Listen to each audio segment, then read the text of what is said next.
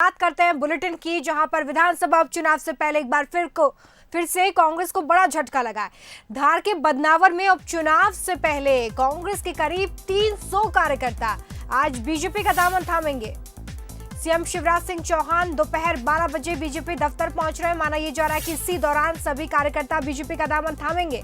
बदनावर से राजवर्धन सिंह दत्ती गांव विधायक थे जिन्होंने कांग्रेस छोड़कर बीजेपी ज्वाइन की, और इससे पहले भी सांवेर, सांची, सुर्खी समेत कई विधानसभा सीटों के कांग्रेस कार्यकर्ता बीजेपी में शामिल हो चुके हैं। और एक बार आज फिर से बदनावर के जो कार्यकर्ता हैं, 300 से ज्यादा ये कार्यकर्ता बताए जा रहे हैं जो आज बीजेपी का दामन थामेंगे। राजवर्धन दत्ती गांव को बदनावर से टिकट मिलना लगभग तय माना जा रहा है। इस वक्त की बड़ी खबर हम आपको बता रहे हैं, जहां पर विधानसभा उपचुनाव से पहले लगातार कांग्रेस को झटके लग रहे हैं। अलग अलग विधानसभा सीटों से जो कार्यकर्ता हैं वो बीजेपी का दामन थाम रहे हैं। चलिए इस खबर पर ज्यादा चर्चा करेंगे हम। अब्बास हफीज हमारे साथ कांग्रेस नेता फोन लाइन पे जुड़े हुए हैं। आशीष अग्रवाल जी हमारे साथ बीजेपी प्रवक्ता जुड़े हुए हैं। अब्बास हफीज जी, लगातार कांग्रेस के कार्यकर्ता बीजेपी का दामन थामते नजर आ रहे हैं, ऐसे तो मुश्किल हो जाएगी कांग्रेस के लिए।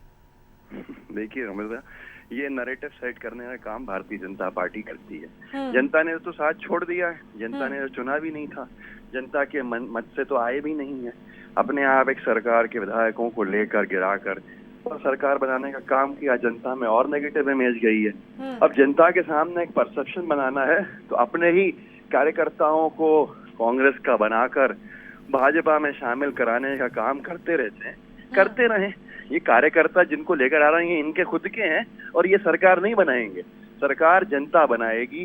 जनता इलेक्शन के अंदर वोट डालेगी, जनता बताएगी इनको, ये सारी जो ट्रिक्स हैं इनकी सब निकल जाएगी। चलिए आशीष जी हमारे साथ जुड़े हुए हैं। आशीष जी, ये तो बड़ा आरोप है, आप अपने ही कार्यकर्ताओं को कांग्रेस का बता के शामिल कर रहे हैं। देखिए, मुझे कांग्रेस का आरोप, मैं ऐसा मानता हूं कि उनको शुभकामनाएं देता हूं इस आरोप से, क्योंकि अगर वो कार्यकर्ताओं को अगर ऐसा कहते हैं कि वो हमारे हैं तो हमने तो अब स्वीकार कर ही लिया है और इस चुनाव में वो तय कर देंगे कि कितना अंतर पड़ेगा। देखिए, जिस भी पार्टी में हटो चलो चलो की संस्कृति अपने कार्यकर्ताओं के साथ होगी, स्वाभाविक है कि कार्यकर्ता उससे छूट के जाएंगे। 15 माह में जिस तरीके की चली सरकार में कार्यकर्ताओं के साथ दुर्व्यवहार हुआ, उनके काम नहीं किए गए, तो उसको लेकर कांग्रेस में एक अच्छा खासा रोष है। और भारतीय जनता पार्टी की केंद्र सरकार और राज्य सरकारों ने जितना बेहतर काम किया है, तो उनकी रीति नीति से प्रभावित होकर अब कांग्रेस के कार्यकर्ता हमारे में शामिल हो रहे हैं। अब कांग्रेस के पास कुछ कहने को नहीं है, तो वो आरोप जो लगा रही है उस 24 विधानसभा चुनावों में काफी भारी पड़ने वाला है। चलिए, तो ये तमाम आरोप जिसको कांग्रेस लगा रही थी, इसका जवाब देते हुए आशीष जी नजर आ रहे हैं। अब्बास हफीज जी, अभी भी लगता है कि उपचुनाव में कांग्रेस ही जीतेगी, क्योंकि बीजेपी तो अपनी जीत का दावा कर रही है। 100% हमारी जीत इसलिए सुनिश्चित है क्योंकि ये सीटें, इन पे जनता ने, जो उपचुनाव है उनमें से 23 सीटें हमारी हैं जिनमें जनता ने कांग्रेस को आशीर्वाद दिया था। और जनता में खासा गुस्सा है कि जनता के जो जनादेश था, जो जनता का मत था, उसको किसी और के हवाले इन विधायकों ने किस लिए किया सब जानते हैं। जनता में इनके खिलाफ विरोध है, इनका विरोध है, जनता इनको पसंद नहीं करती। जनता ने पहले भी हाथ का संबल चुना था, अभी भी चुनेगी। हमारा लिए जीतना बड़ा आसान है क्योंकि हमारी सीट है।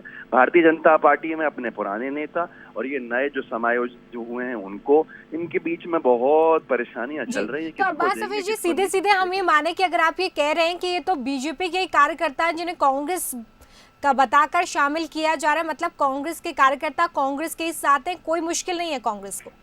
बिल्कुल 100% वो कांग्रेस का कार्यकर्ता जो 15 साल का ड्राई पीरियड रहा मध्य प्रदेश में, उस जमाने में जिसने कांग्रेस का साथ नहीं छोड़ा, जब कांग्रेस का उठावना भाजपा लिखने की बात करती थी कि ये सत्ता में लौट नहीं सकते, उस समय तक हमारे साथ रहा। 15 साल का साथी हमारा जब सत्ता से हम बाहर रहे, कहाँ से चला जाएगा बाहर? आज की तारीख में जब सत्ता हमारे पास आके चले गई।